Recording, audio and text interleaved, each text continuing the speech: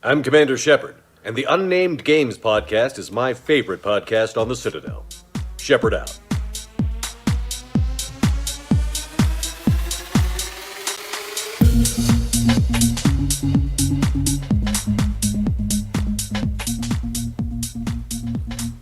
Boys! Yes. Good evening, people of the internet. We're having a little bit of a switcheroo this week, so I am going to be hosting, and Mr. Indiana Bond is going to be joining on the panel because it felt like he didn't get enough airtime, he didn't get to view enough of his points, he didn't get to rant enough, so we thought this week, let's mix it up, let's make him front and centre, and I'm going to ask him last for every single question and discussion. And I haven't got anything to say this week either. Oh no! So, as you can see, I am myself, Speed Freak Phil, and I have, in the top left, depending on your layout, Mr. Indiana Bond. Hi, How hello are you, everybody. Hi. How are you, mate? You well? I'm not bad, I'm not bad. It's nice to be across the other side of the table, mate. I like that. It's nice, isn't it? It's a bit of a change. And we have Mr. Thunderlips McQueen. Long Fang Hello, Flan. hello, hello. How are you, mate? Oh, tickety boo, my friend. Tickety boo. Tickety-boo. I have Tickety boo, governor. I have the amber nectar. I'm ready to talk. No. We discussed this. Apple juice. Absolutely. So we may well also be having a guest appearance from Mr. Ratster Tweets, but he was having some technical difficulties, so he is Tentacle currently... difficulties. Are we talking about manga porn again, Phil? Don't know what you're on about. Don't know what you're on about. Nice one, Pete. Welcome. If you see the cat anywhere, try and keep him away from me because he might attack me again. Inside baseball. Yeah, exactly. So, yeah, we may see Mr. Ratster Tweets once he's sent off some emails to the technical department of whoever his broadband provider is and cursed them and, built a voodoo doll and stabbed them. Maybe he'll be back on. We shall see. Still, the show must go on, and I think it's important that we discuss our favourite topic of the week. What's everybody been up to? And you know what? I'm messing with you. That's pretty much the only topic of the week, Phil.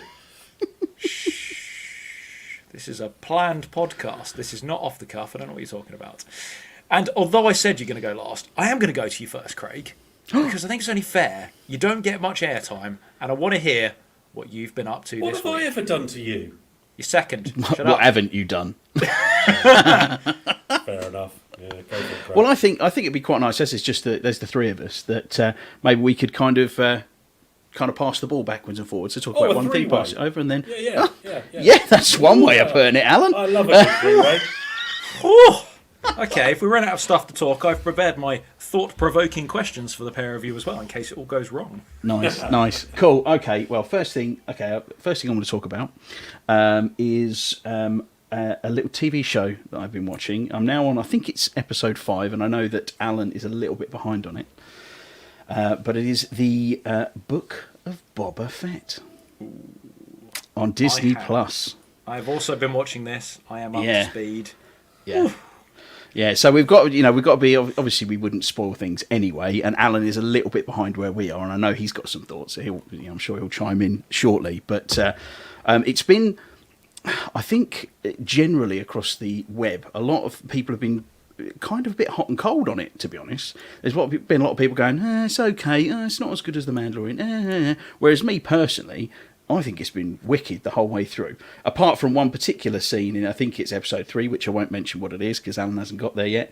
There's just one point in the whole of the series so far that I've thought, that was a bit rubbish. But everything else has been absolutely bang on.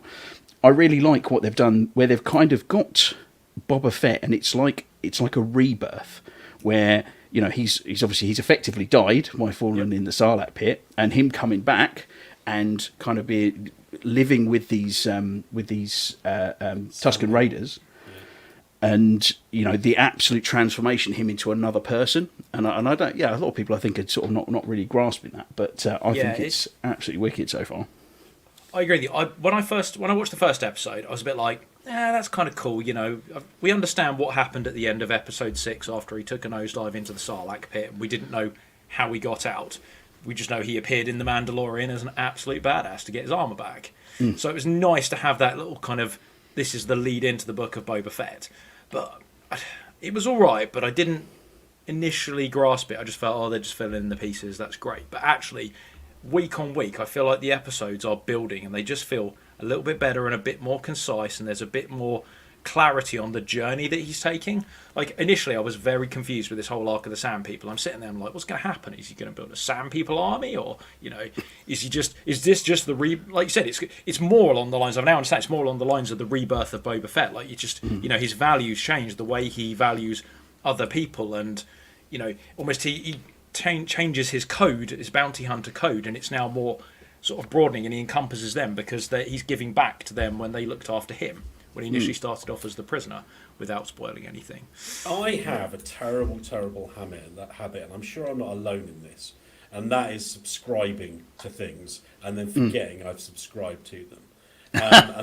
And Craig's terrible for constantly saying you should subscribe to this or you should subscribe to that. And one of the things last year that he said to me was that you should subscribe to Disney Plus. I can't remember what the original thing was. It was a Marvel series, wasn't it? I think it was WandaVision, actually. WandaVision, yeah. Yeah, and you were saying to me, I really should. And I have to say that it's probably some of the best money that I'm currently spending for a subscription, because some of the best content that I can remember is coming onto Disney Plus. And I'm not advertising them here. I'm just saying from a subscriber point of view, every couple of months there seems to be a new bang-on TV series that just fills me with wonder and joy. And that's how I look on the book of Boba Fett. It really, The Mandalorian was awesome, and it kind of set a benchmark. But I've only watched 2 episodes, and I don't feel the same thing that Phil is saying that he feels. I don't feel like it's half-inched. I feel like straight in from the bat, it feels like Star Wars. It feels like developing the already existing universe. I'm seeing so much of the Tusken Raiders background. Still don't know what they actually eat, apart from meat. No vegetables in their diet because they live in the freaking desert. But anyway, I'm seeing so much of that background story, and I thought that Sarlacc pit was so well written, and I was just like, oh wow, cool. You know, in fact, just to quote another YouTube channel, wow. Exactly. And then it got to the second series, and I can see what they're doing. You kind of got this backstory where he has flashbacks of what his reincarnation and his kind of becoming trusted by the Tusken Raiders, and, you know, showing, you know, and kind of diverging into a different path in his life and everything else. But equally, the things that are happening in his present, with him becoming, and I can't remember the name of it, but basically taking over The Daimyo. Taking over from what's his name, the big guy, Jabba the Hutt. Jabba the Hutt, yeah. So taken over from him on Tatooine. The guy in the middle, it was the Twi'lek, who I can't remember the name of. I can't remember his name. But the point is he's kind of taking on a different role and doing something different and learning as he goes along and being himself. Everybody keeps saying, well, we didn't see you turn up with the being carried, because everybody who's in charge always gets carried along on, so, you know, and it's like he's strolling downtown with his blaster, exactly at the ready. And there's so many nuanced moments. There's so many what I consider to be Star Wars moments. And only in the first 2 episodes, I'm already sold. It's wholesome. It isn't. I'm not watching it going, oh my god, that was amazing. I'm watching it and going, you know, I really enjoyed that. That's really, really good. I love that. I love the fight with the assassins in the 2nd episode. I love this bit. I love that bit. I think this bit is really good, you know. There's only been one tiny quibble. I'm not even going to mention it because it's so tiny. It's just like, if I'm being really, really picky about it, because it's so minuscule in general. I'm not saying it's perfect. Don't get me wrong. Go on, what was your niggle? Tell us what your niggle is. Let it out. And I agree with what you said, Craig, because I did bring it up before the pod started, was the fact that you've got Boba Fett, his you know, he is renowned across the galaxy as this bounty hunter that you must fear. And he gets picked up by the Tusken Raiders, put into a fight with the random Tusken Raiders, and just gets his ass kicked. And he barely puts up a fight, and I'm like, what the heck, man? I mean, he was in a Sarlacc pit for God knows how long, crawled his way out, and then didn't get... Fett. He hadn't been fed for days. Fett. But the point is he's I still human. I thought he was beat a bit easy. But other than that, but I mean, as I say, I just sat and thought, you know, it's not like that's a complaint. It's just that's my personal opinion. I'm just blown away by yet again a quality piece of television that's based in the Star Wars universe. And I know that you're more of a Star Wars fan than I am. I'm more Star Trek, Lord of the Rings, and you know that stuff. Where I do love Star Wars, but you know I'm not like a uber fan, and I'm really loving it. 2 episodes in, and I can't wait to see what happens next. I think Mate, you're- you have got one hell of an episode coming up. Like, Yeah. I'm talking like up there with the top episodes from Mandalorian. It was brilliant, really good. What That's Luke's in coming it? up I think it's a really good point you made on the kind of the value of the Disney Plus subscription. I'm just going to chime in there. I mean, just recently we had The Eternals, which love or hate the movie. You know, I mean, it was only a couple of months between it being in the cinema and it hitting Disney Plus. I haven't Before that, watched it we yet. had Shang-Chi and the Ten Rings, which I really liked. And I thought Yeah. that was such a brilliant Free twist on Guy? Marvel movie. Free Guy. So I didn't even remember that. We went and saw that at the cinema. And I Yeah. really enjoyed that. And one it just actually- popped one up. of- I didn't want to. I'm going to talk about it later, but I'm just going to say Hawkeye. But I wanted to, but because we're talking about Disney Plus, and I don't think we've talked about it in a pod. So, but Hawkeye on there, I watched that after everybody else as well, and Yeah. after Christmas as well, and it is kind of a Christmas one. And you Yeah. know what? Again, it's not. It's like you're trying to compare apples and oranges. It's like you look at WandaVision, or you look at the Falcon and the Winter Soldier, or you look at Loki, and you're trying to compare them all. And fundamentally, they're all trying to do something a little bit different in the same universe. They're trying to do this type of TV series or that type of TV series. And they're doing different writing styles. And then you get to Hawkeye, and it's kind of like this is just wholesome family entertainment. It's just like, this is something I'd sit down and watch with my kids, and I believe you did do, Craig. You watched. Yeah, it was like watching a Christmas movie It serialised. was. Yeah. It was, and it was just so much fun. Just a I would have 6-hour liked Christmas to have seen movie, more that was. Hawkeye, but it was generally, I was just like, this is really good. I'm enjoying this. This is so much fun, and I would pay money for this. And this is such a nice, fun little TV series. You did pay money for it, Alan, in your subscription. Well, yeah, but, you know, It's not free. don't start with you pay for the subscription nonsense. Well, it's not nonsense, but okay.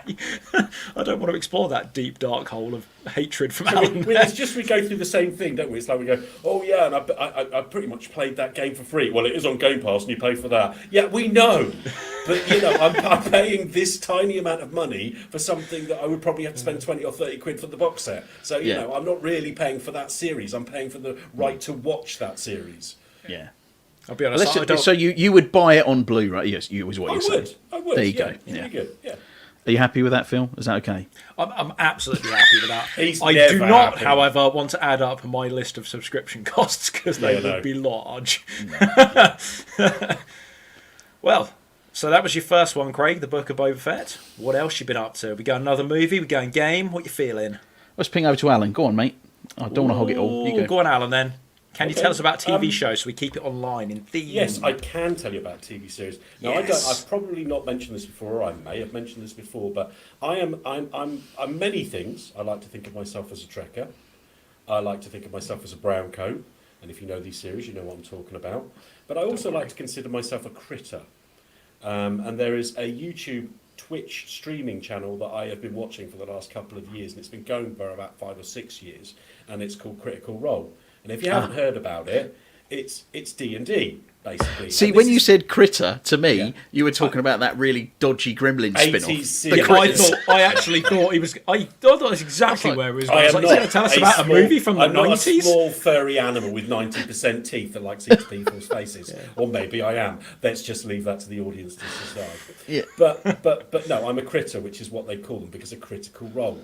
And it's basically a bunch of voice actors from LA who sit there and play Dungeons and Dragons. They're not new to this. There are loads of channels out there. It is one of the higher profile ones. They're on their third campaign, started in November last year. And I'm so into that. In fact, Ratley currently has a box set of my miniatures and he's painting them for me. So that's how much.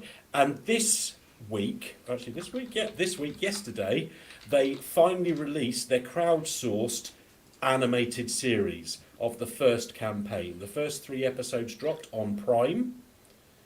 And They've been it's doing this for ages, haven't they? Yeah, they've been doing Oh, it for is about that, 6 years. The Yeah. Legend of Vox Machina is Yes. what it's called. I was Yeah. gonna say, Oh, just- that's what that is. Yeah. I saw that pop up and I was like, there's a new anime on Amazon. Yep. I'll watch Yep. that. I had no idea it was linked to Critical Role. Absolutely. I mean, it looked good just from the cover and the trailer of it. So I mean, if you've looked at the cover, it says clearly Critical Role just above where it says Legend of I Vox read as Machina. far as the title and then stopped looking It's and clicked on the title, trailer. Phil. Never mind. Anyway, moving swiftly on because Phil needs new glasses. But yes, that's come out this week, and the first 3 episodes have dropped, and then subsequently they'll be dropping an episode. I think it's every Tuesday, and it's going to go up to 12 episodes. And I believe they've already been. It was already agreed for 2 series, but don't quote me on that. And obviously, from a critter point of view, I mean, generally, their Twitch stream every week has no less than 1 million watches. Yeah, exactly. So it's a no-brainer for Amazon and Prime, because you've already got a pre-made audience of 1 million people who are going to watch it straight off the bat. Yeah. No question. Plus, then, judging by the art style, every other anime fan that has an Well, yeah, Amazon there Prime is that. But if you're a critter, you don't care. And don't get me wrong, I am a critter, and it's not perfect. Yeah, there are issues. There are issues with it. For example, it is adult. Do not watch this with your children.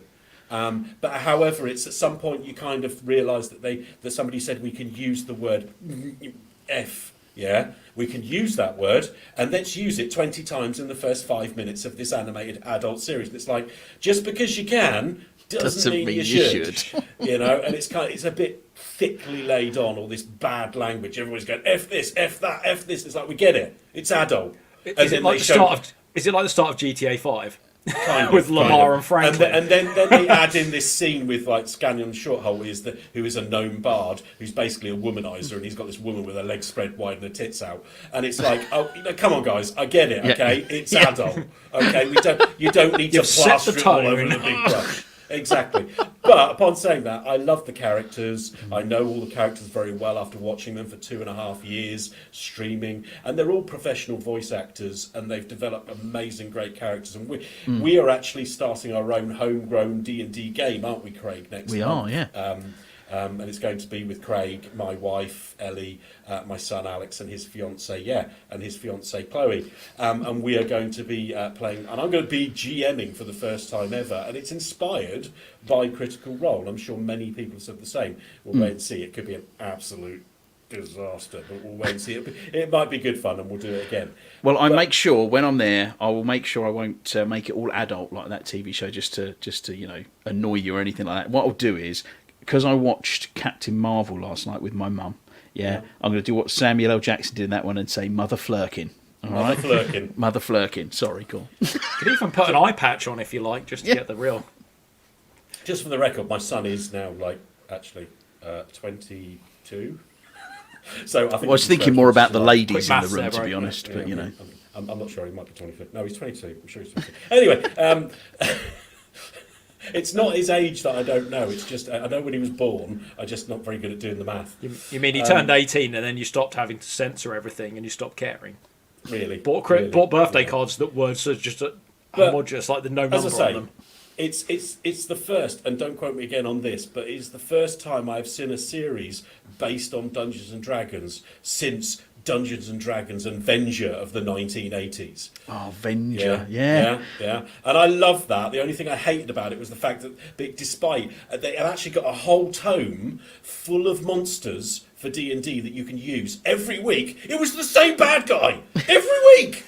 It's like you can have liches, dragons, all sorts of things, and it's always Tiamat or Venger. Tiamat or Venger. Oh, who's behind it? Oh, guess what? It's Venger. Oh. It's like but it was good fun for a bunch of kids being drawn into the D&D world and all that sort of thing. A fighter and a druid and all that. But this is hardcore D&D and adult D&D. And despite my slight gripes at it, I really enjoyed the first 3 episodes. Worth a watch. Nice. So check it out. Cool. I'm definitely going to check it out. I added it to my watch list anyway, so I'm already halfway there. Boom. Nice. Consider yourself an honorary critter. Love it. I suppose I should tell you what I've been doing since we're going round in a circle. Nobody's interested, Phil. Yeah, I didn't think you would be. Well, I'm going to pick... So something I've been watching is Another Life on Netflix. Now, I've already had this conversation with Craig, and he has a very polarising view on it from his first episode. It was nice things. They released season 2 of it a couple of days ago, and I saw the trailer for season 2 and thought, oh, that looks quite good. There's a lot going on. There's aliens, there's bad guys, there's some mysterious ring thing that flies around. I should watch that. And I clicked on it, and apparently I'd watched the first 40 minutes of the first episode and then given up. I was like, that doesn't bode well. But I did, however, start again, and I watched through the first 3 episodes, and I'll admit the start is not strong on that, or... Not strong? Not strong. It's a big steaming pile of camel poo, is what it is. Either way... I watched from episode 3 onwards. I found myself a little bit invested in it, and I have actually watched all the way through season 1 and just started season 2. And to be honest with you, it's an easy watch. I just switch my brain Oh, off. that sold it to me straight Right. away. Oh, it's You an can tell he easy works in watch. sales, can't you? Yeah. You know what it is? So they do something and then, something bad will happen. Oh, that's unfortunate. And then somebody will get killed. And, oh, no, they've killed somebody. And then the next episode Look at this will come around. envelope of poo. At least it's not on fire. It's like Left Alive all over again. I can't help feeling you are so not selling this TV series. I mean, you haven't pointed out it's got Katie Sackhoff in it. So I was the same. When I saw it come on Netflix, I thought, Katie Sackhoff, we're talking Battlestar Galactica. This is going to be good. And I watched the first episode, and I came out of the first episode going, "What? There is actually a child who's actually putting a message in." Hi, Josh. So I can't say what I really want to say after watching the first episode, but it is some of the worst written science fiction I have Awful. Don't get me wrong. I'll admit the first couple episodes they're not strong. I will counter that with the first episode has Not Katie strong? Sackhoff in her pants for like 90% of the episode, and That's not. everybody's Don't happy. get me wrong. That's great, but I'm not going to go watch a TV series that takes 3 episodes to get going. Have you never heard first impressions count? The fact is, the writing is so bad in those first 2 or 3 episodes that I just couldn't bear to watch any more of it. And when I heard that it had actually been redone for a second series, greenlit actually for a gonna second series. greenlit for a second series, I was like, what the hell is wrong with the world? Firefly Has it gets maybe cancelled occurred after a to you, series, perhaps? and this gets 2 series? It's Yeah. ridiculous. It's so bad. Maybe the Sorry. problem is you. Maybe No. everybody else liked it and they greenlit No. it for a second season. No. I'm just So saying. I had a little look online just because Yeah. I was, and IMDb scored it 5.2 out of 10, which I thought was generous. That is But on Rotten Tomatoes, he got 6%. nice. Yeah, Positive outcome there. sounds about right. Lo and behold, it's being advertised on Netflix on their Yeah. main screen. It's got season 2. I watched through season 1. I thought it was all right. Yeah, I'm watching Jupiter season 2, Rising. and this is promised to be better. Jupiter Rising, which I thought was a great superhero TV series that did things differently from everything else and tried to be different, and I thought did a fantastic job, and I really loved it. Got cancelled after a season, and then this got given a second series. The world is just wrong. Yeah. It's just I think this wrong. is just very simplistic science fiction. I think So Jupiter it's- Rising required too much thought process for people. I don't think so. I think, well, and this is another life. So apparently, and I think it was Ratley had said this before, that the first season is really poor, apart from like the last episode or last 2 episodes or something. Did you say season 2's only just been released? Because I'm sure he told me season 2 was better, and this was a while back. It's only just appeared on Netflix, as far as I'm aware, unless Netflix only just decided to recommend it to me, which is also entirely possible, Possible, yeah. because Yeah. I don't know how the algorithms work. But I can confirm the end of it was quite good. I enjoyed the end of it, and that Quite made me go good. straight I'm into in. season 2. Yeah. For me, it was just, again, I said this to Phil the other night, from that first couple of episodes, I think I watched an episode and a half.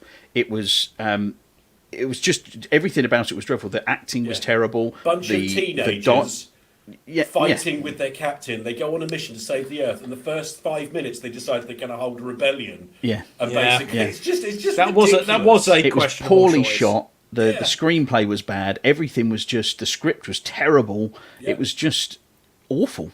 Awful. Even I thought Katie Sackhoff was subpar. Even she was struggling with the dialogue that she was being given. Yeah, well, Pete. Don't watch Yeah. it. Don't waste your Yeah. life, mate. I'm not advocating. That's unfortunate. I've already recommended it to him because I've watched through season 1 and I'm on season 2. Dear Lord. Do you know what I think it is? I just think my tolerance for For rubbish is... Yeah. I can't say what I was going to say. Starts Trite. with S, ends in T, and it's not soot. I think perhaps my tolerance is higher for it because I have to admit, at some points I was like playing on my phone at the same time as well. So clearly that shows the level. But I watched it. I'll be honest. The end I thought was good. I enjoyed the end of season 1. It led nicely into season 2. I watched 1 episode of season 2. I quite enjoyed it. I like where Mate, it's going. Phil, we've had this conversation about you put your opinion in jeopardy when just certain things that you don't... He's never played Red Dead Redemption 2 and doesn't like it. Straight I away, don't that's like a Cowboys, that's a not black Red Dead mark. Redemption 2. I don't like Cowboys and Indians. He's got The Last of Us Part 2. He had in store. He's had it for ages and still hasn't finished it. He played the start of it and still hasn't got through it. You put these things into question, Phil. I'm you're calling you out on the embarrassment. internet. You're an embarrassment. Sometimes you need a different perception, a different opinion. I am the different wrong opinion. one. Just because it's different, Alan, doesn't mean it's wrong. In this case, I think you'll Time find will it is. tell. And so will the audience. Will judge me and let me know. Your housemate's just popped up. Housemate says I'm moving out. Blasphemous. Genius. Oh, okay, as long as you leave me the cat, I'll be all right. At least I've still got one friend. Oh, quality stuff. Oh, brilliant. Well, I think that's probably all the discussion we can have around Another Life, as I've been firmly put in my place with that, which is in the box very much in the back of the corner of the room, so to speak. So, perhaps you could tell us about a game you've been playing so the spotlight can move this way. Yeah, well, from me. Well, No, to you. I The spotlight can move to you, so you can discuss some games, yeah, please. Well, I have been playing a little something called Hitman 3. Obviously, it's not a brand new game. It has been out for a little while. However, it came on Game Pass, the Hitman trilogy, didn't it, recently? I think it was 2 weeks ago, I think. Yep. And I always thought to myself, I do remember a couple of you saying how good Hitman 3 looked, and I think IGN, I read a review, it was like 9 out of 10 or something. It was quite a decent score from it. And by Joe, that game looks pretty on the Xbox Series X, and I imagine on the PS5 as well. It's got all the ray tracing in it. I mean, the first mission when you come in, and you're basically jumping out the back of a plane, parachuting down onto a massive skyscraper in Dubai or Abu Dhabi, somewhere out that way. I think it was Dubai. Dubai, was it? Yeah. Yeah, it was Dubai, yeah. And you're kind of climbing on poles and scaffolding around the outside of this skyscraper, hundreds and hundreds of feet in the air, with the reflection coming off the windows and stuff as you're going through, with just amazing scenery in the background. Yeah, and the building was tall enough that you're above the cloud level. Yeah, above the it's clouds, this yeah. beautiful, and he's up there in his wingsuit. I mean, I know we've had a different opinion, but for me, it felt very Mission Impossible. Very Mission Impossible, particularly. It's funny we said that, because you said Mission Impossible, didn't you? And I said, because the moment you go inside and you kind of move through the coat room and you come out and you're in your smart suit moving through the crowd, and it was like playing a Bond game, which incidentally, I don't think this was a rumor, I'm sure it was announced that IO Interactive are actually making a James Bond game, aren't they? They have got all the makings for a top-notch Bond game with what they've done with Hitman 3. It's almost like Hitman 3 almost feels like a tester, just to see what works and what doesn't. Yeah. But it's got a really cool story so far on Hitman 3 as well. I did consider starting from the beginning, doing Hitman 1 and 2, but I thought, I've played a little bit of Hitman 1, I've played a little bit of Hitman 2, and I never stuck with them. So I thought, you know what, I'm just going to go in, I'm going to play 3, and if I enjoy it, I can always go back and play the other ones, because they're all essentially in the same package. Can't you? Pay them as a prequel. Yeah. Yeah. And I think I'm about 5 missions into Hitman 3 so far. And it's really cool what they've done so far. I think it's mission number 2, I want to say. You're basically going to Dartmoor, to this old English manor, to infiltrate. And you're effectively playing. Yeah, you're effectively playing. I don't know if you've seen the film Knives Out. You're playing Daniel Craig in Knives Out, if you like. You're going in there, you're pretending to be this detective, and you've got to work out somebody's been murdered, and you've got to go around and discover all the clues, and that's a good way for you to be able to go and get to your target to finish them off. But it's a really cool, different way of playing the game. I mean, you can totally not do that. You don't have to go in and do that part of it. But it was really fun going and being this detective and checking out the clues and all this stuff. So one of the I would cool highly things, recommend it. Yeah, one of the cool things I found with Hitman 3, and I don't necessarily know if this was an original Hitman 1, is that it's now got story beats that you can follow. So you can go into the menu, you can turn on a specific story path, and it will guide you through the mission and the map all to the point where you can then assassinate your target. And it goes through. So like Craig said, you're playing Knives Out. It's almost like a modern day Sherlock Holmes, and you're in this ancient mansion, and then you suddenly find there's hidden corridors in the walls of the house, and there's holes been drilled through the eyes of paintings and stuff. It's proper creepy, actually. Yeah. It's the kind of place where people go for a party and they put their car keys in a bucket, if you know what I'm saying, and you swap. I've never been to one of them parties, Phil. Revelations about Phil's life coming out here. I know, Phil. Alan, I know you downloaded it. Did you ever get a chance to give it a go yet or not? I did not. I am still firmly balls deep in Project Zomboid. to the point of obsession. I downloaded all 3 of them because, as you said, they came on Game Pass, and I downloaded them onto the PC, so I haven't seen the magnificence of the Series X. But yeah, I've said this to you before. I know that I'm playing the Hitman games wrong. It's like one of those things where I play it and I expect to be brilliant at it straight away. And I expect to go in, and then everything goes wrong, and I end up shooting everybody in a mad panic just to complete the mission, and then I want to move on to the next one, and I haven't really done it. And it's like, I think I've played some games in the past few years that have kind of changed and tempered me to understand the mechanics of Hitman, where you learn the level, you learn the different places and where the routes of the guards are, so that you kind of can start formulating plans. But it's not about a one-shot go in and kill everybody. It's about repeating the rinse and repeat until you get it right. And you can keep going back, even though you're going ahead in the story. You keep going back to the level and you learn more stuff. Oh, this is where they keep the poison, or this is where they do that. You know, I played games like Dark Souls. I would even say Project Zomboid at the very beginning, where I just died continuously and had to keep Project Zomboid, you haven't mentioned that. It's a cheap indie game. You wouldn't like it. Not very good, no. No. It's rubbish. I don't play it very much. No, but as I say, that is at the beginning of the game. I'm much better now, but you make one mistake and you die. That's kind of the same ethos in Hitman. You make a mistake and it all goes to so it's kind of that. So I think I'm in a much better place. So I've downloaded it, every intention of playing it, as soon as I can get off this current obsession of playing Project Zomboid. That's where that kind of story, like I was saying to Craig about the story bit, you can click on that and it will guide you through that level the first time, and it will take you through an interactive experience that will lead you to your target. I'm not sure I'm keen on that. That sounds too much like them just telling me how to play the game.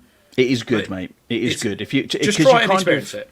Yeah, because it allows you to play through that level and do exactly what you said you were failing to do, which is seem like a hitman and seem really good at it. You know, you can it kind of goes right. Head to this place, this and do it this, and then once you've kind of done that bit of it, because these levels are massive sandbox areas.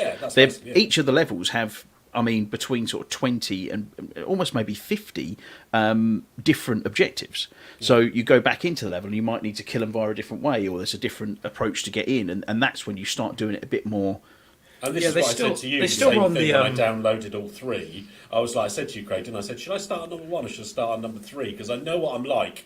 I'd probably start at number 1 and I'd play a couple of missions and go, yeah, it's really good. I'm bored now. I'm going to go and play something else. And I'd never get anywhere. I think Project Zomboid, Pete, has just suddenly blown up because they've just put a lot of work into it over the last 12 months, and a lot of streamers are now jumping on board with it. So it's become more high profile. It has been out since 2013, but it's really high profile at the moment. Hasn't the multiplayer only just launched on it as well? Yeah, the multiplayer's just launching the 4.1. We didn't have too much getting that set up, did we? But no. It's basically hardcore State of Decay. It's State of Decay if you don't value your sanity. Well, speaking of games that Alan's been playing this week, would you like to talk about something, Alan? What would you like to share with the group? Well, as I just clearly said, I haven't really played anything else because I've been so obsessed with projects. And when I get obsessed with a game, we know what I'm like. That's it. You know, I'm talking, you know, like all the time.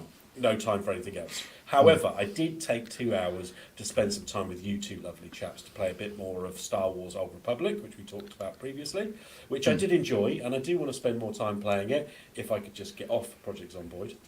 I did, and it's like, I did pick up today, funnily enough, I turned on Steam, Elder Scrolls Online, £4.50 on Steam. It's mental. Pay more for a sandwich. £4.50. It's a stupid amount of money, and I figured I've already got it, to be fair, on the Xbox, but I figured why not pick it up on the PC and something else to play. Something I did kind of forget to mention to you when you mentioned it a little bit earlier, that I do believe it's included in Game Pass for PC. Is it? So I could have got it for nothing. Yeah. It's also you could refund it. Yeah. It's also consistently around about £5. Like it quite regularly drops to that price point because they've got a subscription in there now as well, I think, haven't they? Really? There's an option to subscribe. If you want to, there's an option to subscribe, and all the hardcore players, much like a us in Star Wars, subscribe. I've downloaded Hitman, and I definitely want to give that a punt, and I definitely want to try, playing it properly, because I've never managed that before. And there are a few games that I've managed to do, like your Dark Souls is one of those where until last year I said to you I've struggled continuously to get to grasp with it, and this time I'm going to do it. Even at one point you were actually viewing me play and giving me advice, weren't you? And it's like I'm going to learn this game and I'm going to stick with it until I do it, because I actually completed Lords of the Fallen, which is kind of a Souls-like game, and I was like, if I can do this, I can do Dark Souls. So I'm looking at Hitman, I'm thinking, I know this is a great game and I need to spend the time playing it. However, there is a caveat to this. February the 4th is Dying Light 2 release date. And as we've already discussed on previous podcasts, this is a game I've been waiting for. And the only question in my mind is whether Project Zomboid is still enough of an obsession to me that I'll pick up Dying Light 2 and go, yeah, it's really, really great. Anyway, back to Zomboid. Or whether because it could happen. It could happen. It's very possible. Or I pick up Dying Light 2 and I go, you know what, this is really freaking excellent. Zomboid, you can do one, mate. Project Zomboid is dead to me. Exactly. Never touching it again. In fact, So I'm we'll going to wait and see. uninstall it and delete my save games. That's literally, just over a week away. So, less than a week, in fact. Yeah, it's coming around quick, isn't it? Ooh, something I good to really look should forward pay for to. that. That's what I'm buying, Phil. That it is. It's okay. I've got got some latest stuff in the year. So not an awful lot on the Alan's been playing this week, because I haven't really been playing anything else. Really? I've done a record. I managed to live for a whole month and 2 days with my character Gene Hackman. Yeah, he died. And then the only reason Gene died was because I stupidly decided to, because I was looking for an electricity generator, because there's a random amount of time, right, before the power and the water goes off. Okay, and when you've got no power, you've got no means of cooking unless you found a campfire or you can use a barbecue. But they're pretty rare in the world. You have to go and look for them. Every house has a cooker in it. So when the electricity goes off, all of a sudden you're like, oh my god, I'm eating cold canned food. This is rubbish. Yeah, and I was looking for a generator and I couldn't find one. I went to some storage units, and every time you die in Project Zomboid, it's not because the game did you one, it's because you made a stupid decision. And in this case, Gene Hackman died because I made the decision not to drive back home, but to sleep on the floor of this office block, and then zombies broke in the middle of the night and ate me while I was asleep. So That is a terrible decision. it was a bad decision. So there we go. Fair enough, Al. I'll be honest, this week was your opportunity as well, since we're one man down. You could have talked at great length, but you didn't play any other games, so you had nothing to talk about. I didn't. I got nothing. I got nothing for you, mate. No worries. Well, gaming-wise, I've had a fairly busy week at work, so I've really only played Star Wars: The Old Republic. So as Craig kind of alluded to, we started playing this about 2 weeks ago, and it was one of those, we should give it a go, and maybe Alan will give it a go as well. So you and Alan kind of jumped on, and I jumped in a little bit afterwards. Yeah. And then proceeded to get incredibly hooked on it, and then power leveled straight past Craig, straight to 3 planets ahead of him, and I think I'm sitting about level 47 now, but I'm still trying to complete the level 28 story. See, this is the problem we have. You see, it's like we don't have our periods aligned. Okay, because the problem is Our cycles synced. Exactly, Yeah. our cycles are not synced, guys, and it's always the same story, isn't it? It's like, Craig, you are definitely a guy that plays 2 or 3 games and then you play it for a couple of weeks and you never play it again. You haven't been back on New World, which you promised me you play for ages, for absolutely weeks. Well, I played it for 108 hours It's not and good then enough. It's not realised it acceptable. wasn't very good. There was no story to it. I got is to a chump. point where nothing was happening. But anyway, that aside, 100 hours and then is you- chump and then- change in and then MMOs, you- but- and then you add into but then you add into the mix. There's Phil, who has no self-control. He's like, I like a game, and worse than me, he will just level up continuously until he's so high a level that nobody else can play with him, and he doesn't want to play with you anymore because you guys are holding him back. Yeah, and this is why we struggle to play games together. Yeah, but then We're what basically happened rubbish. was I went back and started another character because I thought I need to play another character, and then I straight power leveled that past Alan as well by mistake, which I didn't realise. Just don't worry, guys, I've got a load of it's not that low. Hang on a sec, I'll jump on the shuttle and fly back to you. It's a good game. I'm not going to lie. If I wasn't obsessed with Project Zomboid at the moment, I would probably be on it just pretty much every other night. I would be, because it's a great MMO. The one thing I struggle with, because I'm not a massive, what? Are you joking? Breaking news. Project Zomboid servers are shut down effective immediately. Well, Nah, I'm only joking. but yeah, That was just cruel. The only thing I have trouble with is the combat, because it's definitely MMO combat. So instead of like if you're playing like, I don't know, like Fable or something like that, you basically you're mouse and control, you're running forward and you click the button to hit something. It's an MMO, so you have loads of different abilities. So instead of doing that, you're pressing number buttons to Yeah, do you the basically attacks, and you're just you're doing a keyboard dance. Yeah, the exactly. battle is done with upon the keyboard rather than in the game. Like it's just Exactly. you have to hit the buttons in the right order to get it to And prompt the different I'm attacks. still getting used to that. I'm still struggling with that. I'm 4.5 hours in, and I'm still struggling with that. But everything else, the story, the universe, what's his name? The guy that's actually training us at the moment? Oh, Harken. Harken. Yeah. He can do Captain one. Harken. I can't wait to shove my lightsaber up his anus.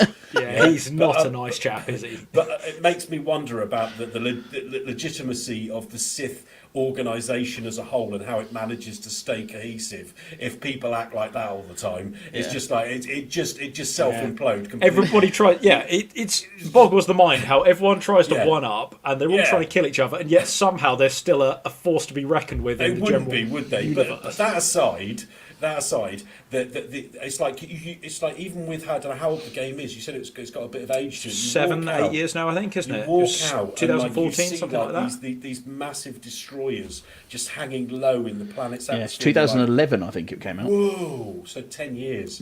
Yeah, so 10, 11 years.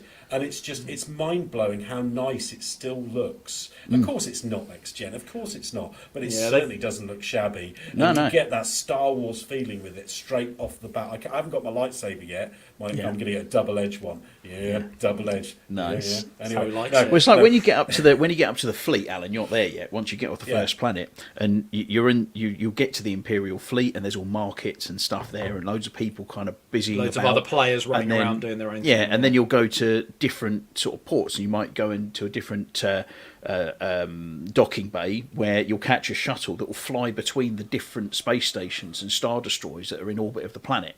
And then you'll get onto another one that will take you'll go to your ship and then jump into light speed and travel over to another. So it's really, if you're a Star Wars fan, it's really cool, and it's just got that really great BioWare multi-choice kind of story, and there is a whole bunch of those because you've got all the 8 different classes, so there's 8 different stories to be played through it. And then It is every, just the downside is the combat is just a bit dated, really. But actually, once you get stuck into it a little bit, it is. I'm quite enjoying it again, really. The combat once you get it going. I think the thing with Star Wars is, if you're a Star Wars fan, it's an absolute must play because you get to go and explore all those places in Star Wars that, like we all talk about the Battle of Hoth, and you might play in Battlefront 1 and you might play a mission in Battlefront 2, but you only really explore that little area of Hoth and you never find out more. But then when you go there in the Old Republic, suddenly it's like you go to different outposts on Hoth and you're travelling across the Arctic tundra, and you suddenly start to feel like this is a big planet. And it's I just dropped onto the planet of Tatooine, which, let's be honest, is a desert planet. It's not that exciting. The map is gargantuan on it. Yeah. It's massive. Like, normally you get to like a planet and you've got your little building map, and then you go outside and there's an outside map and you're like, brilliant. Like the first area of Drum and Cass or Korriban, and that seems quite a decent size map. Yeah. Tatooine, it has like a third tier of map where it's basically like 5 segments again. I have to ask, and I do freely admit that I'm a facetious git, but I'm just interested to learn, Phil, what you consider to be an exciting planet. If the desert planet isn't doing it for you, is it the snow planet? It's all about Nar Shaddaa. Or is it it's all the about jungle Nar Shaddaa. It's the planet or seedy. the marsh It's planet, maybe. It's the I don't seedy know. underworld of Nar Shaddaa with the neon lights and taxing between the different So levels. we're talking buildings. We're talking massive Buildings, amount of populations. neon lights, Concrete Coruscant dancing type toilet planets. girls. That's what does it But for you're me. not into the general nature, covered in No. trees or. Me or and Craig just hung out in one of the water. cafeterias where some people were role playing. Craig tried to make a friend by insulting Well, I didn't try and them. make a friend. I held abuse at someone for about 5 minutes straight until he blocked me. Like, I'm just trying to get. I just had to stand. stand there feeling uncomfortable in case he got in a fight because I was higher level. When I say held abuse, I basically just kept going and then pointing at him repeatedly. And I got a message saying, "Why you do this?" And then blocked. Yeah. All right, I was trying to role play. Sorry, I thought that was the RP symbol above there. I'm frustrated and you need to buy me a drink. Yeah. Never happened. So yeah, I mean that has been my gaming for this week. I've only dipped a few hours in here or there because I haven't had the time. But if you're a Star Wars fan, it's something you absolutely must check out. If you're an MMO fan, it has that classic MMO button dance interface where you hit number 2 and it procs number 4, and then you do that, and yeah, it's all about learning your attack patterns to maximise your DPS cycle. Oh, shut up. Did that sound like I knew what I was talking about? It made it like sound you did, uninteresting. It made Sorry, me want to sorry. chuck. I'll be honest, the amount of time I spent on Final Fantasy 14, like I had my optimised DPS cycle. I can't think of something hit stuff that in can between the make a GCDs. game so much worse than it already was when somebody says to you, what you need to do is learn your different skills so you can maximise your DPS. You can do one. All about optimization. You can get in there and take I'm somebody sorry, out. I thought playing games was about having fun. DPS. No, it's about being superior to other people in the multiplayer world. I can make you up an Excel spreadsheet, so that'll help you maximise your DPS. How much of your magic juice have you had? Oh god, it's almost empty. All right, I'm not going to win this argument. So moving swiftly on, back to Craig. Is there anything else you'd like to discuss this evening? A couple of little things I wanted to talk about. Just we're talking. I know you mentioned about picking up Elder Scrolls Online for £4.50. It's a bit of a bargain. I picked a couple of little games up. Just seen a couple of bits on sale now. As well, you guys all know, but the people at home don't know. I started painting little Warhammer models, so I'm getting quite into my model painting. Which it's been a really nice distraction for me. It's something just away from screens that I could just kind of focus on, and I've been really having fun with it.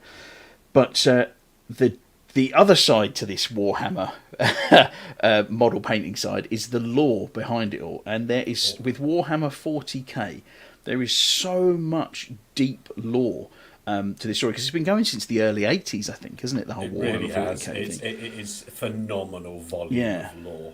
Yeah, so I've played a little bit of a few kind of Warhammer games. I played a bit of the Warhammer Battle Sector, which is a turn-based battle simulator type game, and apparently it's the one that's probably the most like the actual tabletop game that you play. And you play as the Knights of Sanguinius or whatever, the Blood Angels. Angels. No, you're Blood Angels. Okay. Blood Angels, yeah. So there's kind of little different scenarios. It's against the Tyranids, isn't it? It's Tyranids in that. Yes, it is. Yeah, against the Tyranids, yeah. So that's really, really cool. I definitely recommend people giving that a go. That's on Game Pass for PC and for console, and it works great on both of them, so that's really good. But I'd been looking, and I'd seen somebody posted up over Christmas about how they'd really enjoyed playing the Space Marine game. I thought, I've never played that before. So I went and had a look on the Xbox. It's not available. It was an Xbox 360 game, so it's an older one. I thought, clearly not backwards compatible. Had a little look on Steam, and lo and behold, it'd just gone on sale on the Steam store for $9.99. So I bought the PC version of it, all ultra wide. You stick all the graphics up. I mean, it is an older game, but it's basically like playing a Warhammer 40k version of Gears of War. Without the cover mechanic, basically. But yeah, you could just go absolutely ham on a bunch of orcs with a chainsword, and then you stun them and do finishing orcs with a K, Craig. Not yes, orcs orcs with a K. Is it? Okay, I didn't know that. There you go. You've learned me. But that really, really cool. So good little bargain. It's the anniversary edition, so you get all other bits and bobs with it. I've not really explored too much into it yet, so I only played the first couple of levels, but really good fun so far.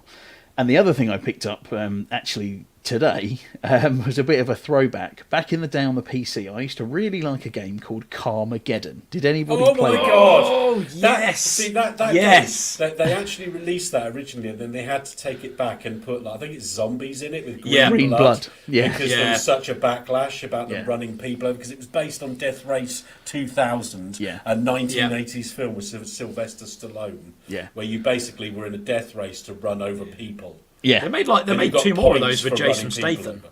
Yeah, but they were. It was again. It was. They got rid of the mowing down. They were in people an arena, weren't they? And yeah. they were basically doing a demolition derby. It was rubbish. Yeah. Well, basically, what they've done with the Carmageddon game got re-released on Xbox. I think it was a little while back. Yeah, and I remember looking at it thinking, that looks quite good. And I think it was about £30, and I thought, you know what, it's just like a bit of a shinier version of the old PC game. I have nostalgia for it, but is it £30 worth of nostalgia? Probably not. Then I look on the Xbox store today, and it's £3.49, and I was like, Yeah, go on then. So I downloaded that, and That's I a was playing point, it a bit. isn't it? That's a Mate. point. It honestly brought so many memories back. It's a just great, fun little game. And it doesn't even handle, it's really like heavy handling the cars, because it was all about the physics, wasn't it, with that game? Like if you hit a Yeah, 'cause you were lamppost trying to fast enough, smash you'd into rip the people, car yeah. in half, it was... Oh God, that reminds me of a game called Flat Out, where the Yeah. fun party games where your driver would fly out of the windscreen became part of the actual game. It's brilliant.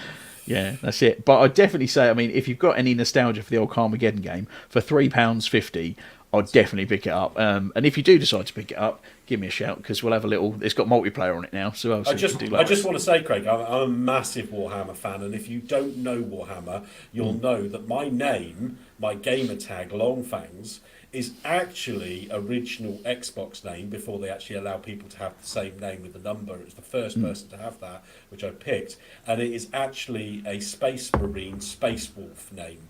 It is a veteran Space Wolf Space Marine. At the time, they're called Longfangs, and I called my son, he had a gamer tag, and his was Bloodclaw, which was a new recruit. And they're Space Marine like titles, so just that. Yeah. And I will, because I love Warhammer 40k so much, I will download. Which was the first game you mentioned? Battle Sector. I will download Battle Sector, and we will play. I promise you, we will play some of that if you're up for it. Yeah. because that's multiplayer, isn't it? You can have I somebody think so, playing yeah. as the Tyrannid and somebody playing as the Space Marines, and you can multiplayer that. So I'm definitely. I feel like I down want to for play it just because I'm out of the loop. I'm Yeah, not really nice. into it, but I just want to find out now. I mean, Craig's been sort of every now and then I have a chat with him on the phone. And he's I've just been reading some more lore on Warhammer, and I'm Yeah. like, all It's right, so and I'm good. like, that sounds cool. Well, I'm mean, currently He's telling me about the building this Dreadnought. Yeah, at the moment. So, yeah. You need to do up. I'm surprised you should have done up some pictures of some of the stuff you've done, Craig. Because I have to say, I mean, you have had a very good teacher. Ratley is I mean, he would downplay it, but some of his work is almost professional. It's Fantastic. it's amazing, and he's currently paying. So, as I said earlier on, some Critical Role miniatures for me. But his work is stupendous. He quite often posts it. And some of the work, Craig started posting, and I've dabbled, but even my stuff was nowhere near compared to what Craig is already turning out. It's a shame he doesn't. Are you trying to get a picture up now? I was just going to have a look to see if I had a Yeah. picture of it, but I don't know Really, if I do. really, I really really appreciate that, great mate. That's a work. nice No, use. it's good. It's good work straight from the bat. The attention to detail with your Space Marine, your Blood Angels was fantastic. And then, because of this D&D game, we wanted some miniatures for the characters to show it during battles. And Craig immediately did up a halfling rogue for Ellie, my wife, and posted it. And he was like, "Oh, it's not very good." And I looked at it, I was like, "My God, that's really good. That's so good. I couldn't do it that good." That was really impressed. So Thanks, man. Yeah, some really here we good go. work. Let's see if this works. Oh, no, it's tiny. That doesn't It's work. tiny. Maybe next week tiny. we'll talk about it some more. But, Yeah. Yeah, definitely. really great. That gives you some time. You can put your finishing touches or whatever you want to do on them, Yeah. or if we ask Ratley, he'd probably just start repainting something again. Yeah. Oh, there you go. There we There go. we go. I mean, There's come a on. little fence. They're literally, these are the first models you've ever painted. Yeah. That's impressive. You know, Thank you, I man. mean, some people, I mean, knowing a little bit about painting, but I'm just a pretend amateur. But, I think once you get the professional, you'll have people who'll be doing washes and a little bit of dry brushing to accentuate the highlights. But as far as just going in, and these are the first miniatures you've ever painted, they're bloody good, man. They really I was pretty pleased with myself, I will say, but it was I got rid of it before we could do it. Yeah, it was. I mean, Ratley gave me all the advice on how to get started initially, and it made a huge difference because Really does. just I won't go into all the detail, but all the sort of the little things that you wouldn't think of doing if you've never done it before, just that makes life so much easier. Just not going too crazy with the paint, just building up layer upon layer and stuff, and it's been really really fun and cathartic. Yeah. I mean, to my untrained eye, when he showed me them, I thought they were brilliant. Yeah. I've not done any painting, so I have no skill, but I just they look good. Yeah, No, so I'd pay for. they're good. I'd pay for that. Nice. Awesome. Thank you for sharing, Craig. Well, now, I know you've only played Project Zomboid, but is there anything you'd like to discuss, Al? Do you Anything know you what, want to bring up? when we talked about, because I know we talked about, we're not going to just worry so much about news. I thought, well, what have I done this week? Because it hasn't been an awful lot except play Project Zomboid. And I know that it's quite difficult, because unless you're going to specifically say, I'm going to play a game every single week, so I've got something to talk about on the pod, and that's not the way I play games. So I was thinking about stuff that I'd done a bit further back that I could talk about this evening. And it isn't a game, it's a TV series. And I don't know whether we've mentioned it on here before, but I know we've had many conversations in the chat about it. And that's a TV series on Netflix called Arcane. Yes. And I think we were actually in a hiatus at the time when we actually were all talking about it. And I don't want to sort of just sell it too much, but from my personal point of view, Arcane is quite possibly one of the best animated, or in fact TV series that I've ever watched. I personally cannot sing its praises enough. I would absolutely agree with that. I've watched a lot of animated content, and it is so head and shoulders above anything else I've watched. It's based on League of Legends characters, isn't it? League of Legends, or is it? Yeah, yes. Yeah, but that really doesn't play a part in it. It's almost an irrelevant point. That's just the... Yeah, exactly. That's the blank canvas they had to work with almost. Like they had whatever 150 characters to pick from, and they just picked the best ones. The animation, the story, the voice acting, the music, everything in it is just on point. I cannot criticise anything about this TV series. Anything. It has twists, it has turns. You get to the third episode and it completely changes direction from what you thought it was going to be. Yeah. And characters die that you think are going to be in it all the time, and other characters come to the forefront. And at all times, the animation is just mind-blowingly gorgeous. Yeah. I've never been so enthusiastic since I watched Into the Multiverse. Yeah. I thought that was a phenomenal, animation when I watched it. But this Arcane is just something so unique and so phenomenal that I cannot sing its praises enough. And if you have not watched it on Netflix and you in any way have any passion about arcane or fantasy or magic or D&D or any of that, and if you're a Final Fantasy fan, you have to watch this. You have to watch it. I want to buy this. If they charge me 50 quid for buying it, I will still buy it, because I want to own this TV series in a glorious box set I can watch anytime I want, even if Netflix never existed again. I just cannot tell you how amazing I thought. I think for me as well, like the ending of it, I never even saw that coming. No. The ending of it, it was literally just like, I say, what? And I say, I think it was like the never fourth or the fifth episode. Something happens where you think you know what's going to happen. Yeah, you're like, I know how this is going to play out. I can see it's playing out. And it just...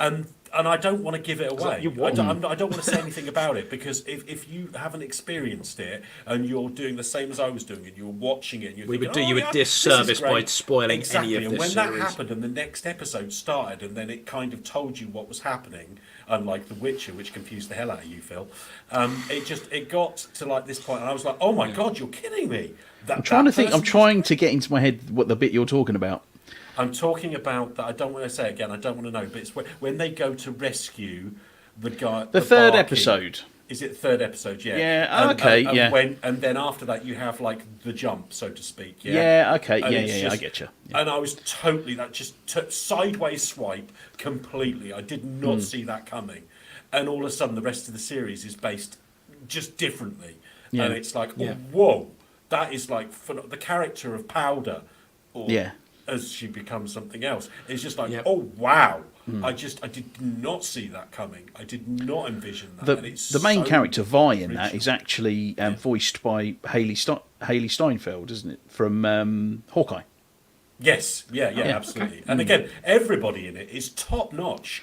Yeah. Everybody. I cannot fault a single one of the voice actors in it. There's so much emotion. At one point, I was almost in tears watching it.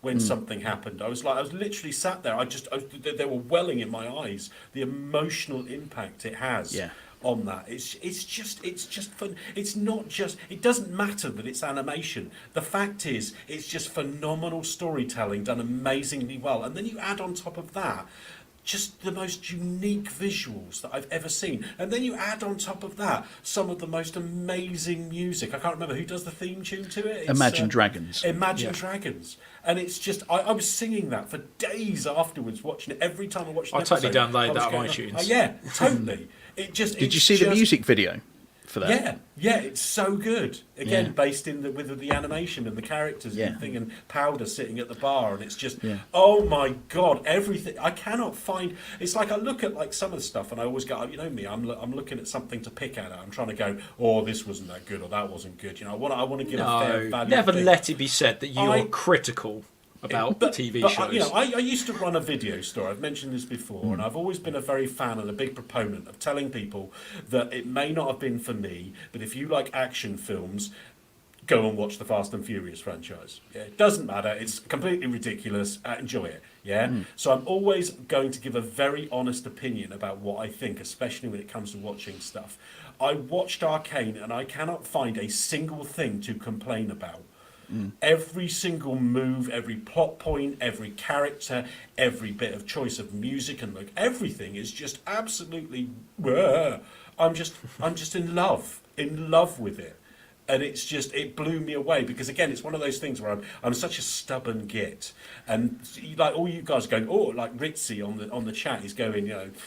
He's going, oh, you must watch this. And I'm going, yeah, I'm not going to watch it because you told me to. Yeah, no. Everybody's watching it and everybody's talking about it. I'm such a hipster. I only watch things if I'm the first to watch them. Exactly. No, I just don't want to follow the crowd, Ironically, our good friend Ritzy does the exact opposite with gaming. When we all tell him to get on board, we're all playing this game. He's like, no, I'm not playing it. And then 3 months later, we've all given up. He's like, this is the best game ever, guys. You need to get on this. So I'm totally like that. And I resisted for I think I was watching it like a month after the rest of you, wasn't I? And I was like, yeah, let's go and see what this Arcane is like. And then I literally binge watched it in like a day and a half. The nice thing is you can do that. I couldn't stop watching it because it was so good. See, I really liked it. I really enjoyed it. It didn't hook me like a lot of things did. There's absolutely nothing to complain about it. It was, it's animation, definitely by far the best animation series I've ever seen, by far. Yeah. All the characters were brilliant. The story was great. It was, for some reason, I didn't. You know, when you get to that point, you go, I've got to watch another one. I didn't get that with that for some reason, but I enjoy. But it isn't. That isn't to put it down. I really enjoyed every episode of it. It didn't quite have the gravitas that it did for you to me, like with the kind of the twists and turns. It wasn't. It didn't seem quite as grand when it happened with them. But I do know the piece that you're talking about. Yeah, there's a certain. You went, oh blimey, I didn't see that coming. Yeah. Without dropping any spoilers, that was a bit of a curveball, that one, and I like what they did with it. It was cool. By far, one of the best series I've ever seen on Netflix, without question. One of the best series I've ever seen.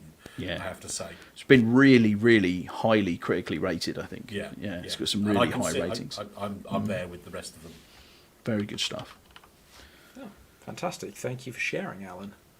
So, as I said, I've had quite a busy week with work. So that sounded really condescending. I didn't really have. Thanks, Alan. Cheers for talking crap, Alan, for the last 10 minutes. I'm just trying to play off. You on board. I'm just trying to play off. You need to work on your hosting skills a bit there, Thompson. I'm trying to play off the fact I don't have anything planned to talk about. Okay, give me a break. Well, mate, look, it's an hour. Wasn't it's a good meant time to to sound finish it up, condescending. Mate, you know? Something I was going to bring up because you see what we never see. Is Craig getting upset or frustrated about anything on the podcast? He's normally hosting. He normally has to sit in the background and he rarely gets up in arms. So, Craig, perhaps you'd like to tell us about your experience of trying to play the upgraded Uncharted 4. How did that go? Oh, quick, I'm on the phone to Chris. Call him an ambulance. He's going to have a coronary arrest. So... Talk me through the pain. Talk me through the pain before you came through to me. Uncharted 4.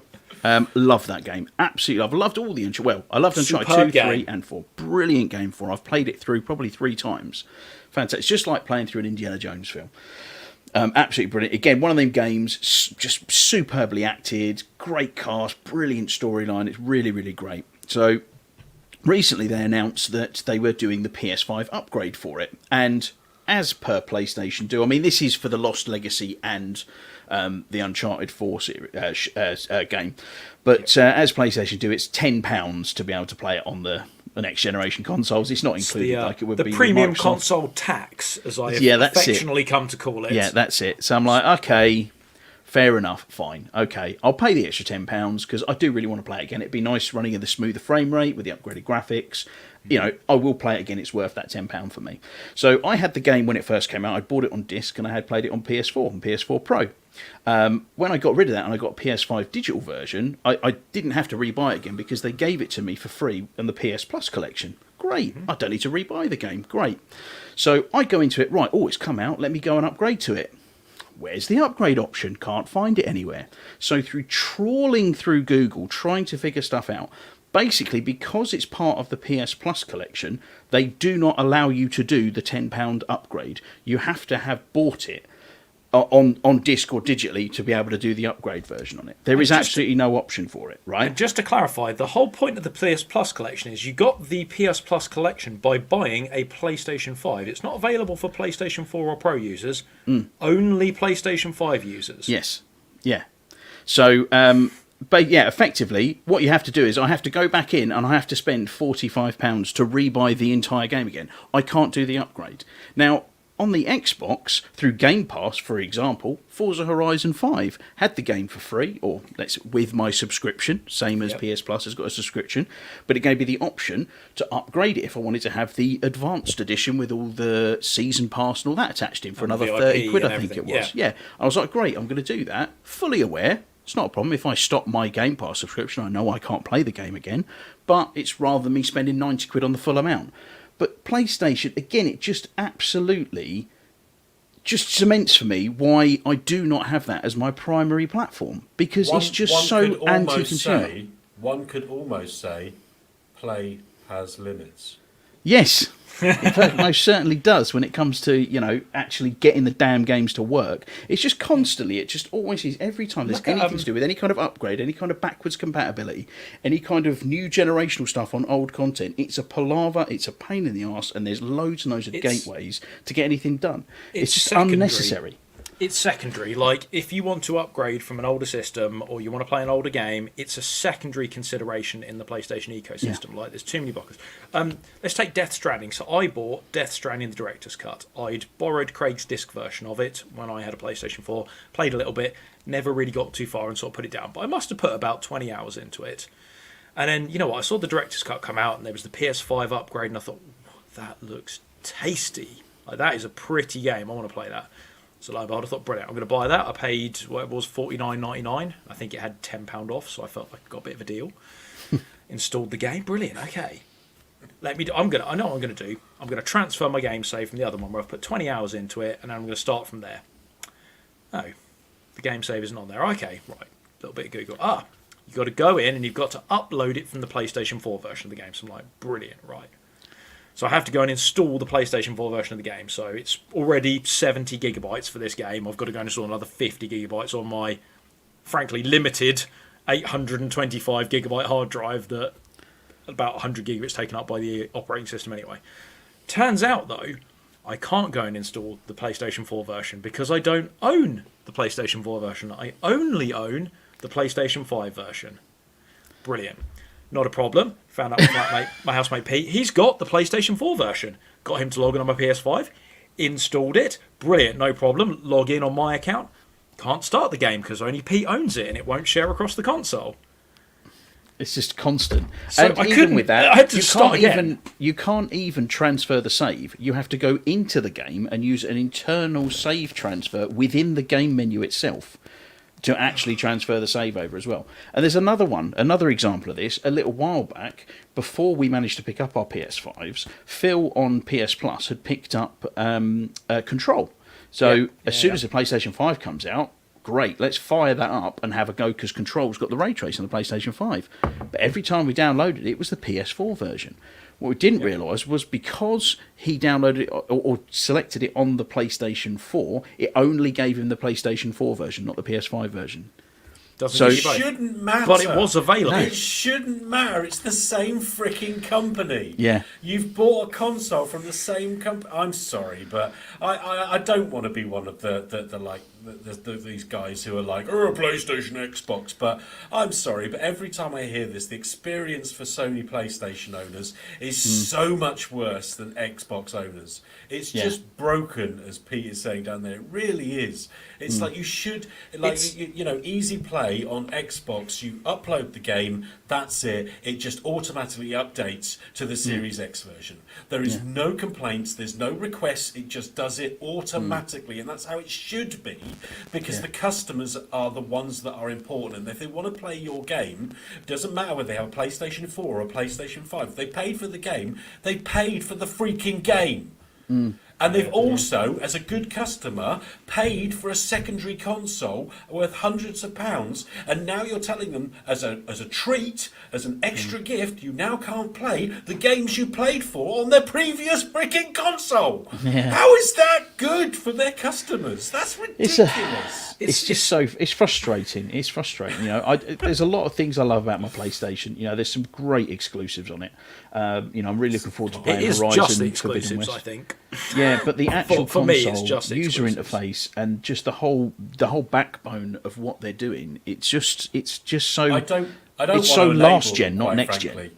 I don't I need think- a PlayStation in my life. With the Xbox Game Pass, I have so many games that I will never have enough lifetime to play.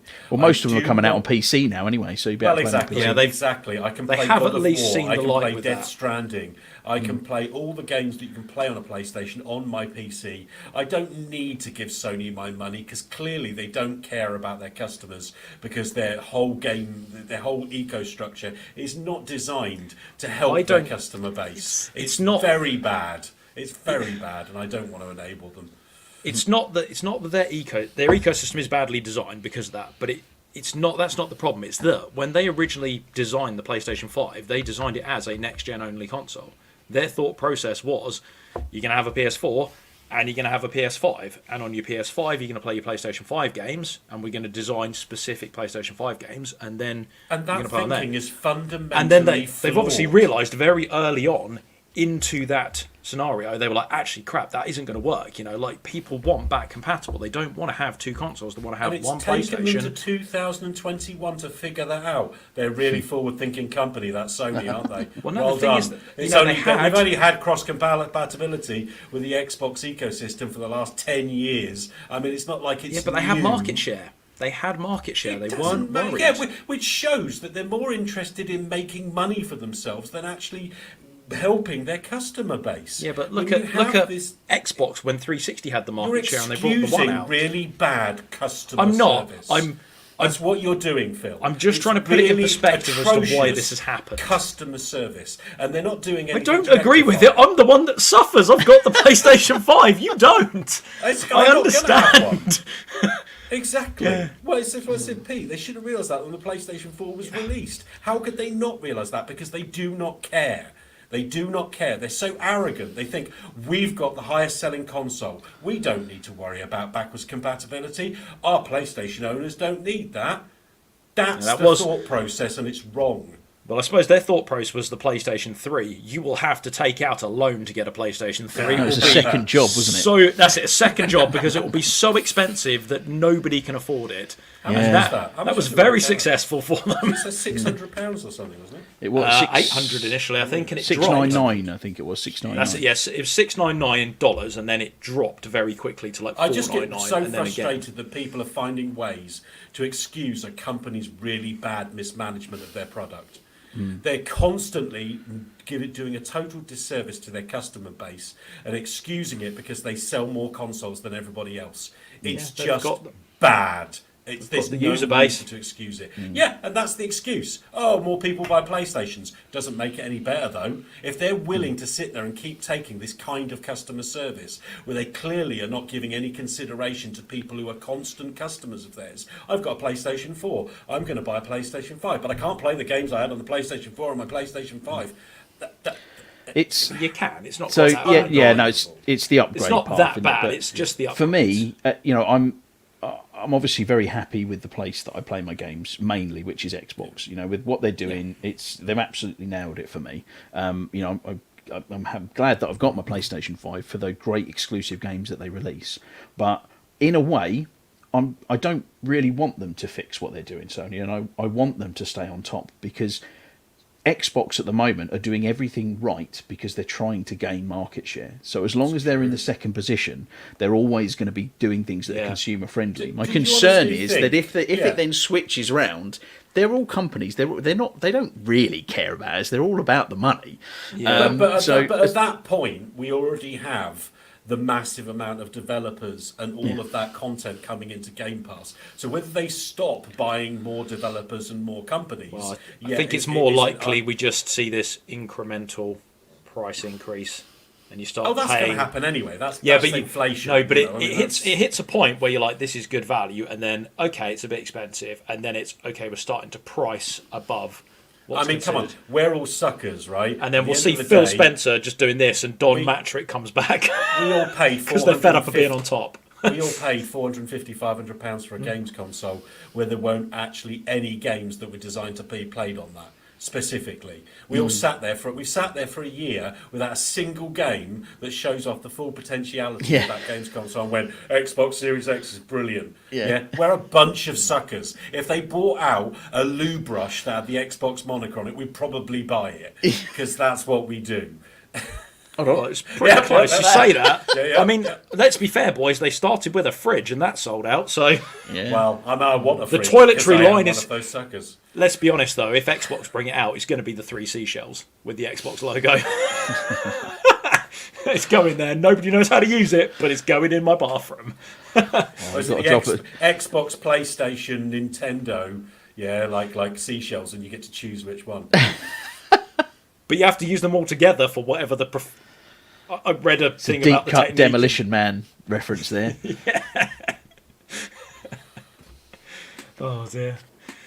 Yeah, I mean that turned into. Thank you, Craig. I wanted to see the ranting side of you. That turned into much more of a rant than I expected, and it turned into more of Alan's rant than Craig's rant. If I may have got a bit carried away there, and I took both barrels, to be honest with you.